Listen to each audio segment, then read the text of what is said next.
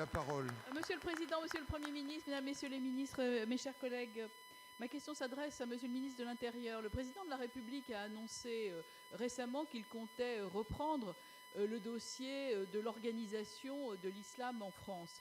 Le 14 mai prochain commenceront les célébrations du Ramadan. Et à cette occasion, plusieurs centaines d'imams, psalmodieurs, récitatrices arrivent du monde entier en France. Certains avec des conventions, certains uniquement avec des visas de tourisme. Et donc, ma question est assez simple. Je crois que c'est Madame Gourault qui va me répondre, Madame la Ministre. Ma question est assez simple. Quelles sont les dispositions que vous avez prises pour vous assurer que ces 300, 350, 400 personnes qui arrivent sur le territoire pour renforcer les dispositifs disposent à la fois d'une bonne connaissance de la langue française et aussi des principes fondamentaux de notre République? Je vous remercie. Pour vous répondre, la parole est à la ministre auprès du ministre d'État, Madame Gourault. Merci, Monsieur le Président, Mesdames et Messieurs les sénateurs. Madame la sénatrice Nathalie Goulet, je sais combien vous êtes attachée à ces questions et je me souviens comment, dès 2015, vous aviez demandé ici au Sénat une mission d'information sur l'organisation, la place et le financement de l'islam dans notre pays. Effectivement, la France accueille tous les ans des imams qui sont formés souvent dans les pays du Maghreb. Bien sûr, cet accueil devient de plus en plus important quand c'est la période du Ramadan.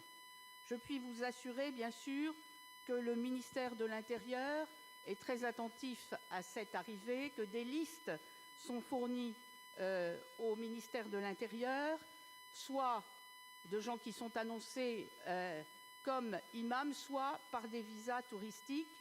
Et comment le dire?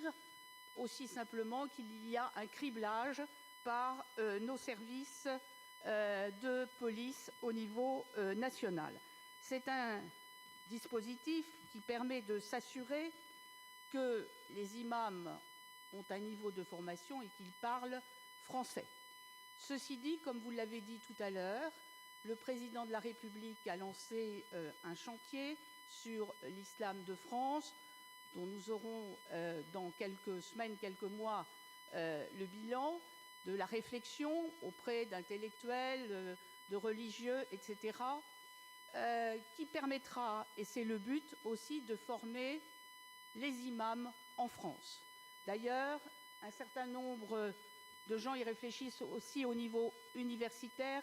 Ma collègue, Madame Vidal, s'occupe aussi de ce dossier.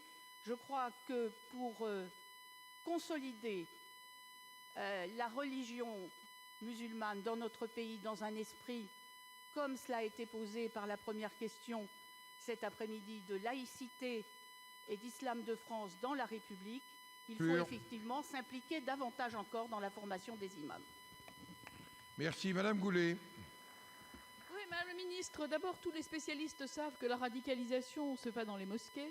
La deuxième chose, c'est que nous tardons dans ce phénomène de formation et nous avons eu des recommandations. Nous sommes plus de 50 à avoir signé ici la proposition de loi déposée par André Reichardt en ce qui concerne la formation de l'ensemble des ministres, de l'ensemble des cultes qui figurent sur le territoire, parce que l'égalité devant la loi, ça concerne absolument tout le monde.